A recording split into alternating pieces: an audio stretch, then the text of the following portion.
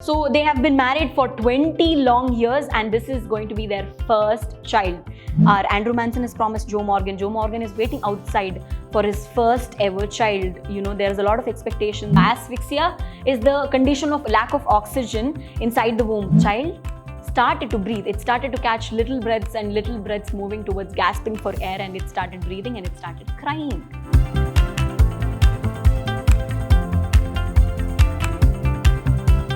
Hello and welcome to your prep school English classes. I am your English teacher, Kshama. In this session today, we are going to discuss a chapter from your textbook Snapshots named as The Birth. Whose birth are we talking about? How does the birth happen? Let's get to know in this session. Okay, without wasting any time, in this session today, we are going to talk about the author of the lesson, of course. Who's the author? What is the background? And then the summary of the lesson. Where is the story set in? Actually, what is the setting of the story? Who are the characters in the story? Okay. And then at the end, we are going to recap the entire lesson. With that, without wasting any time, let's jump in and understand who is the author. The author is A.J. Cronin. He is the author of this particular lesson. Now, what do we know about A.J. Cronin? He was a Scottish physician and also a novelist. Now, we know that he's from Scotland and he's also a physicist. Then, his famous novel is The Citadel. Now, the extract that we are going to study today is actually taken from this particular one, which is The Citadel. Now, what is The Citadel about? It is about a Scottish doctor, again, who is working in one of the Welsh mining areas. And he's skeptical about his future, what is going to happen about his future. And then he actually goes on to become one of the famous surgeons or one of the successful doctors in London. But before that, how was his life? What has happened in his life? That is what The Citadel is about. Okay. So what do we know about Citadel? There's a Scottish doctor and who is working in the Welsh mining area. Then, before he achieves success in London, how is it that he is leading his life? What happens in his life is what The Citadel is about. Another of his famous work is The Stars Look Down, which is set in the northeast of England. This is again another of his famous works, another of his best-selling novels inspired by his work again among the miners. We know that he is a Scottish physician and a novelist, and this particular one is also inspired by how when he was working amidst the miners, whatever the life was there, that is what it is inspired from. Then, his 1935 novella, Country Doctor, inspired a long-running BBC radio and TV series. There is also the Country Doctor that inspired a long-running TV series and also there is a BBC radio show as well. Then, so this is what we know about A.J. Cronin, the one that has written Birth. Okay, A.J.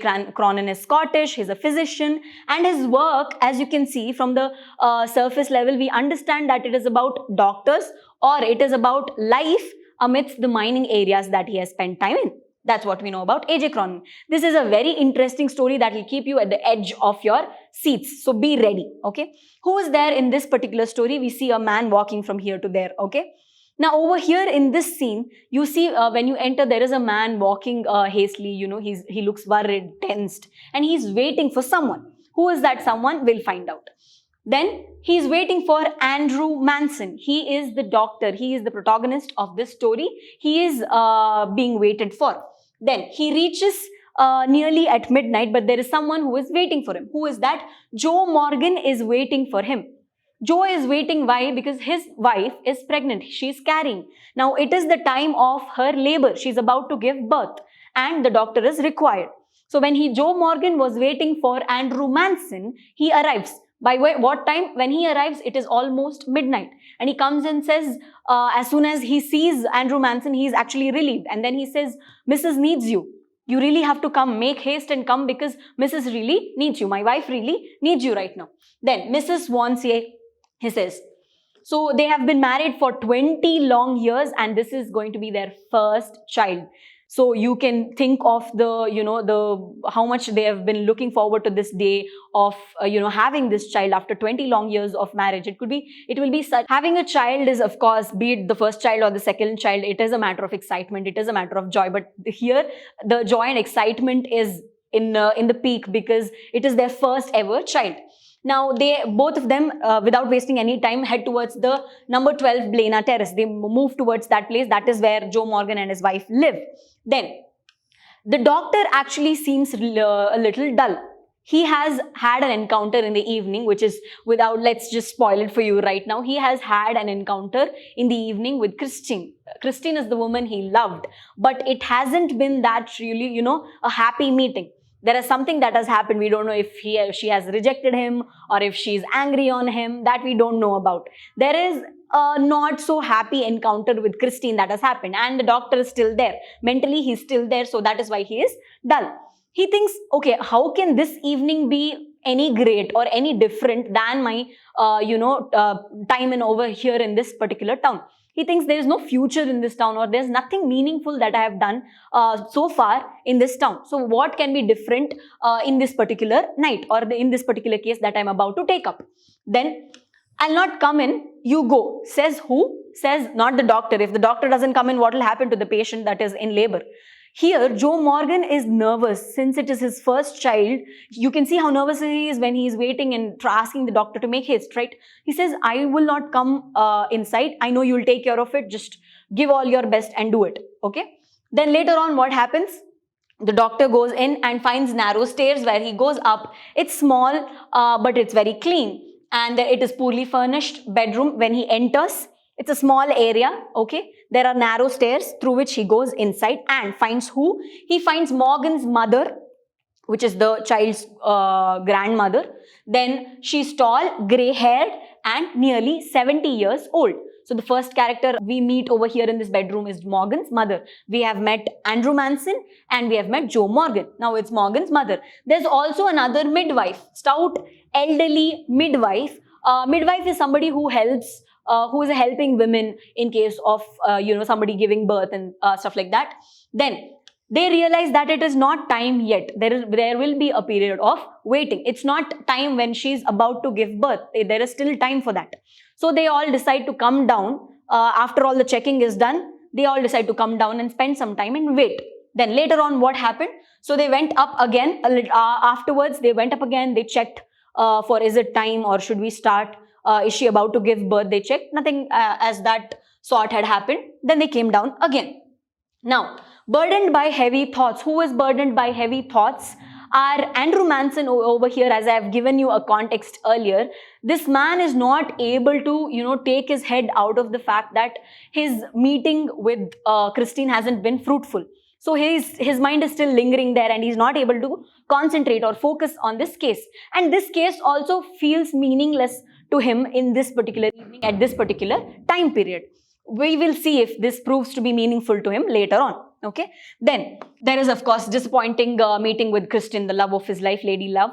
It hasn't been successful as we know till now. So he's burdened by the thoughts. What are the thoughts? We are going to talk about it now. He thinks of a couple of men who have, he feels like, haven't they completely foolishly committed themselves to the women who have either cheated on them or who are not faithful in the marriage, or turns out the marriage is, it's an unhappy marriage. Why are they still committing to it? He had always thought of marriage as one ideal thing.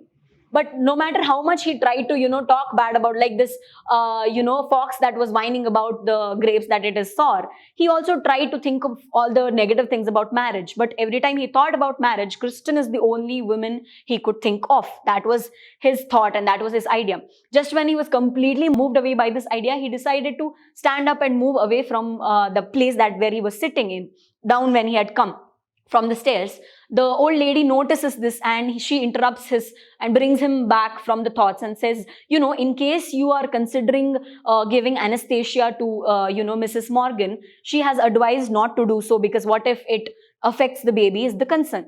He thinks of all the men who foolishly commit themselves to lady love of their lives and then to all the unhappy failed marriages. He tries to think of that to make himself feel better, which does not help, of course. So he still couldn't stop thinking of his lady love. Then he's confused, lost in his thoughts, and he's about to leave. That's what we talked about. But the old woman interrupts it and she says not to give chloroform. Do not give chloroform in case of this thing. If you want her not to feel the pain or something, don't give her chloroform. She says if it does any harm to the baby. But he assures her that chloroform would do nothing, it will be safe. Then afterwards, they hear the nurse calling and they realize that it is time that all of them have to be active now. It's time for the baby to arrive. Then, time to begin the work. After long, harsh struggle of, her giving birth and him being carefully, making sure that she's giving birth, all the labor is happening easily. After so much struggle, okay, it's a very bad part to arrive at. The child was born. You might be wondering, why am I not sounding happy about it? So, child is born, lifeless, as you can see. The child is born, but as juxtaposed as like an oxymoron it sounds, it is lifeless. It is born without life. It's dead. Okay. Now, what can be done about it? 20 years of marriage, he has promised that he'll take care of it. The doctor has promised. Our Andrew Manson has promised Joe Morgan. Joe Morgan is waiting outside for his first ever child. There's a lot of expectation the mother-in-law has, and there's a lot of expectation the mother also has. She wants to see her child, but it is dead. Now, to discuss about death in the chapter named as birth is very ironic. Let's see. The chapter is not over yet. Let's see what is going to happen. So, he is actually now torn between the fact that he has to, does he focus on saving the child now or the mother? Who to save? So, without, like, unconsciously, he actually gives the child to the midwife who was there or the nurse who was there, and then moves towards saving the mother. So, he does all the things that has to be done. He, took out the syringe and gave her injections, tried to strengthen her. When Susan, her name is Susan, Joe Morgan's wife, when she strengthened, her heart strengthened, after a lot of feverish efforts done by Andrew Manson, he decided, okay, now it's time for me to focus on the child. Where's the child? Where is the child? Where's the child? Beneath the bed. So in so much hurry of, concentrating on the mother, they forgot about the child and they had kept it beneath the bed. And then he takes the child up. And he notices how it's a boy baby and it's perfectly formed with, soft white skin, all the limbs and everything is properly formed. It's just that it's lifeless, there's no life in it. Then he realizes that it could be a case of asphyxia. Asphyxia is the condition of lack of oxygen inside the womb. Maybe because, the umbilical cord was tied around the baby's neck. Something could have happened that has blocked the oxygen supply inside the womb, and that could be the case of why it has happened. Then suddenly there is an idea that he recalls. It's the case from Samaritan. There was a case in Samaritan and there was a treatment that they had done. He quickly recollects it and calls the nurse and the midwife and asks them to bring a vessel, 2 vessels, and one in which hot water will be filled and another one will have cold water. He asks them to bring it as soon as possible. Then what does he do? Why does he need hot water and cold water? We'll see. Hot water and cold water quickly. After that, he starts, he makes sure that the water is, it's comfortable or it's not too hot. Then he starts putting the baby in one water after the other simultaneously. He puts it in the cold water and then puts it in the hot water. This mad juggling starts and it keeps on going for about 15 minutes. Although he starts sweating, he is becoming giddy, he is about to fall off, nothing, no change is found in the baby. There's no heartbeat, there's no movement, nothing. Even after 15 minutes of mad juggling between hot water and cold water. Then, just when he was about to have the sense of defeat and hopelessness take over him, he decided, no, I can't give up now. Now that I've promised Joe Morgan and have, done so much over here, I want to save the child. I want the child to have life. What is this? Then what happens is that he thinks of the fact that all the longings of these people around me, is it shattered at last? So just when he was about to, it felt like the child was more like a lifeless fish. It felt like it was about to slip away from his hand. Then what happened? He was heeding to no one when the people around him were like, it is a stillborn. Why are you juggling it like that, like a mad person? He was hearing no one. There was, all the vessels were scattered. There was water splashing everywhere. It's a total haphazard mess in the room. But he was not ready to give up at all. Then what happened? He tried to crush and, try to bring breath into this little child. And he tried to crush and release the chest of the child in order to help it breathe. After that, a miracle happened. The moment that we were waiting for, catching our breaths, has finally arrived. What is the miracle that has happened? I'm hoping that the baby has come to life. Life sprang beneath his fingers. meaning the child started to breathe. It started to catch little breaths and little breaths moving towards gasping for air, and it started breathing and it started crying. Okay. No, it was no longer boneless. Okay. It was no longer colorless. It was pink and all crying now. Okay. So now, everybody, there was a wave of joy around him just when they saw that the child has come alive. It is back to life. Okay, he has been able to bring the child to life. Oh God, I've done something real at last, says our Andrew Manson. All this time he was thinking about how his time in this particular town, Welsh mining area, hasn't been fruitful, and he was thinking about what is going to happen to me, about my future. Why am I in this stuck in this city? He was pondering about all that, and of course about his lost lady love. That's what he was thinking about, right? Now, after so many feverish efforts, he was able to save the mother as well as bring back life into the child that was born lifeless. It all makes such a meaningful experience for him, and he's so happy about it. He says, I've finally done something real after all. Despite the fact that I'm not happy with this place, despite the fact that this place hasn't been able to offer me the people that I want to be with, I've still been able to do something meaningful with my career and with my life. So he was very happy about it. I'm sure you all are also very happy right now. Go ahead, read the story, enjoy it by yourself, enjoy each and every detail. On that note, I'll see you all in the next class. Thank you.